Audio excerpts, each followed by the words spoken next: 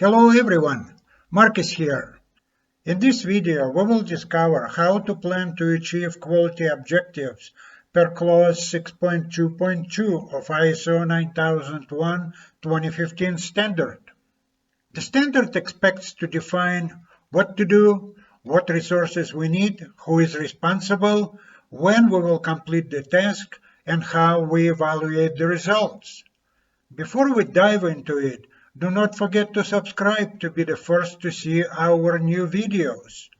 Also, if you wish to stay to the end, I will show you how to get free downloads of the documents that we will use in this video to help us address all these requirements.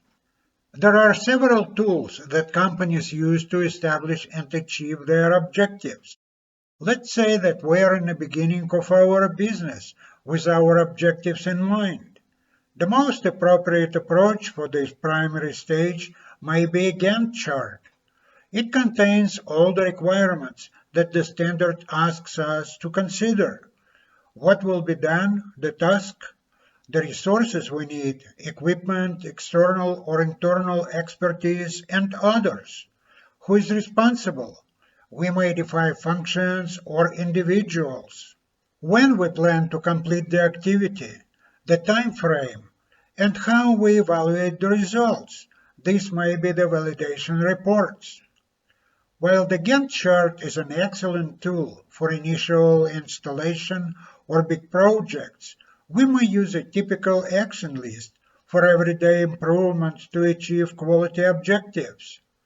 Action lists address about the same range of requirements: what needs to be done, the resources we need and who is responsible, the target completion date, and how we evaluate the results, and others.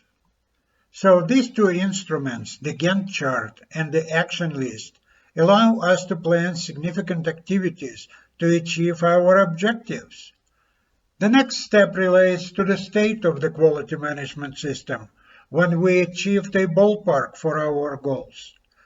At this point, we can monitor our objectives and react to the negative variances in the performance.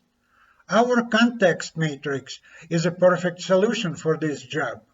Its scorecard section defines the targets, specify frequencies or the target times for the completion, provides a comparison of the results with targets to evaluate the results. To summarize this session, we learned that there are several ways to manage the process for achieving quality objectives depending on the state of your QMS: Gantt charts, action lists, and a dashboard. As I promised in the beginning, here are your links to these templates.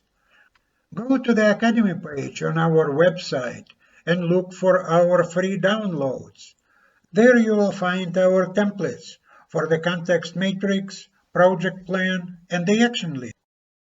This is all for today, guys. In the following videos, we will continue exploring lean approaches to the ISO 9001:2015 standard.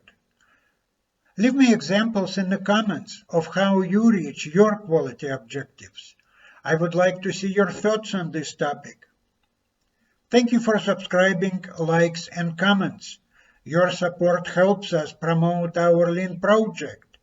If you wish to learn more about Lean ISO management systems, check out my book, The Lean Revolution.